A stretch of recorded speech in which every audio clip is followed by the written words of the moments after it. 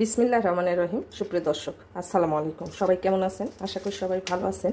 আজ আমি চলে আসলাম আরও একটা ভিডিও নিয়ে। আজকে আমি গলদা চিংড়ি খুব সহজভাবে খুব দ্রুত সামান্য মশলা দিয়ে ভুনা করে দেখাবো।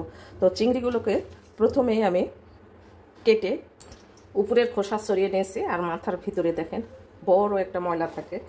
ময়লাগুলো পরিষ্কার করে পিঠের মধ্যে একটা রক থাকে, দেখেন এইভাবে টান দিলে সুন্দরভাবে রকটা বের হয়ে আসবে।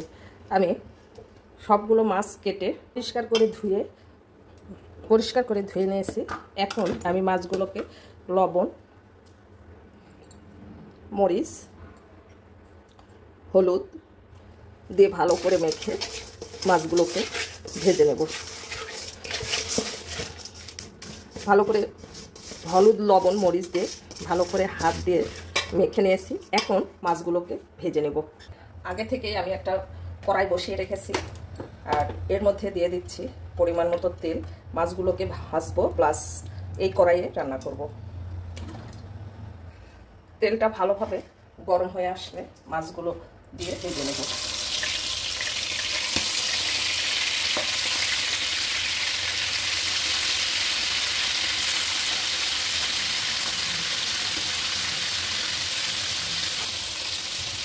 সবগুলো মাছ দিয়ে দিয়েছি। বেশিক্ষণ আমি মাছগুলো ভাজবো না, প্রায় 30 থেকে 40 সেকেন্ড আমি ভেজে একটা সাইড আমি ভেজে নিয়েছি। আর এখন উল্টায় দিতে হবে। মাছগুলো যদি চিংড়ি মাছ যদি বেশিক্ষণ ধরে ভাজেন তাহলে কিন্তু মাছগুলো রাবারের মতো হয়ে যায়, আর খেতে অনেক শক্ত হয়, ভালো লাগে না খেতে। তাই চেষ্টা করবেন মাছগুলো কম ভাজতে। আমি একইভাবে অপর সাইডটাও ভেজে নেব। মাছগুলো আমার একটু বড়, আর সাবধানে উল্টাতে হবে।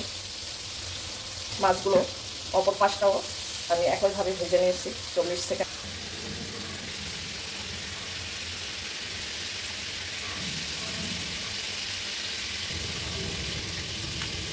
সব মাছগুলো উঠিয়ে নিয়েছি, আর এই কড়াইয়ে দিয়ে দিচ্ছি ছোটো সাইজের 2টা পেঁয়াজ কুচি, আর দিয়ে দিচ্ছি একটা তেজপাতা, 4-5টা ছোটো এলাচ, আর ছোটো 1 টুকরা দারচিনি। এখন পেঁয়াজটাকে নেড়ে ছেড়ে হালকা গোল্ডেন কালার করে ভেজে নিয়েছি। আর এখন এই পর্যায়ে এসে অ্যাড করে দিচ্ছি টমেটো আর পেঁয়াজ একসঙ্গে বেটে আমি 1 কাপ দিয়ে দিচ্ছি। সেই সাথে আমি অন্যান্য সব উপকরণ অ্যাড করে দিব। দিয়ে দিচ্ছি ছোটো চামচের 1 চামচ আদা রসুনের পেস্ট, চামচের 1 চামচ হলুদের গুঁড়া, 1 চামচ দিচ্ছি শুকনো মরিচের গুঁড়া, ধনিয়া গুঁড়া দিচ্ছি ছোটো চামচের 1 চামচ, জিরা গুঁড়া দিচ্ছি ছোটো চামচের 1 চামচ, লবণ দিচ্ছি স্বাদ মতো।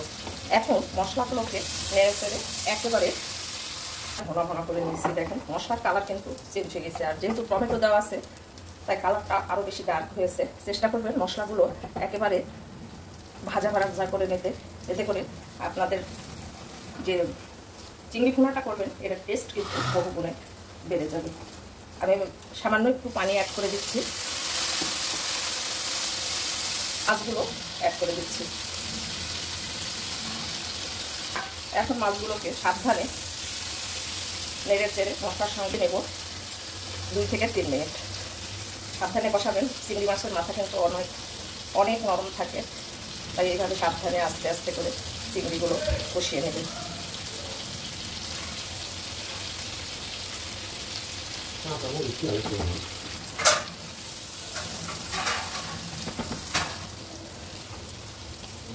আমি 2-3 মিনিট কষিয়ে নিয়েছি সাবধানে নেড়ে চেড়ে। এখন ঝোলের জন্য পানি অ্যাড করে দিচ্ছি।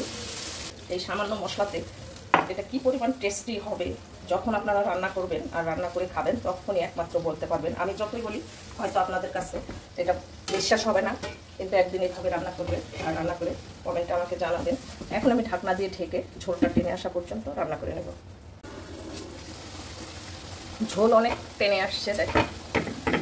গ্রেভিটা আপনারা কেমন চাচ্ছেন সেই অনুযায়ী আপনারা ঝোলটা রাখবেন।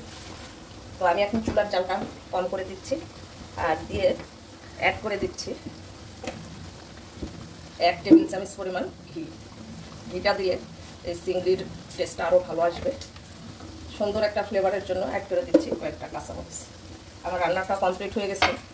আমি ঢাকনা দিয়ে ঢেকে আর 2 মিনিট রান্না করে নেব। রান্নাটা কমপ্লিট হয়ে গেছে। কতটা সুন্দর হয়েছে দেখুন। আমি সার্ভিং প্লেটে সার্ভ করে আপনাদেরকে দেখাই। এই যে দেখেন সার্ভ করে নিয়েছি, কতটা সুন্দর হয়েছে, একে কতটা লোভনীয় আর কতটা সুস্বাদু হতে পারে লুকটা দেখলেই হয়তো বুঝতে পারবেন। একদিন হলেও আপনারা বাসায় এভাবে ট্রাই করবেন আর ট্রাই করে কমেন্টে জানাতে একদমই ভুলবেন না। এরকম মজার মজার আর নিত্য নতুন রেসিপিগুলো পেতে আমার চ্যানেলটা সাবস্ক্রাইব করে পাশে থাকা বেল আইকনটা ক্লিক করে রাখবেন। নতুন কোনো ভিডিও ছাড়ার সঙ্গে সঙ্গে নোটিফিকেশন সবার আগে আপনার কাছে পৌঁছে যায়। আর যারা ফেসবুক থেকে দেখবেন প্লিজ ফেসবুক পেজটাকে ফলো দিবেন, লাইক কমেন্ট শেয়ার করে আমার পাশে থাকবেন। আমার জন্য এবং আমার ফ্যামিলির জন্য দোয়া করবেন। আপনাদের সকলের সুস্বাস্থ্য এবং মঙ্গল জীবন কামনা করে ভিডিওটা আজকের মতো এখানে শেষ করছি। ভালো থাকবেন সবাই, দেখা হবে পরবর্তী ভিডিওতে।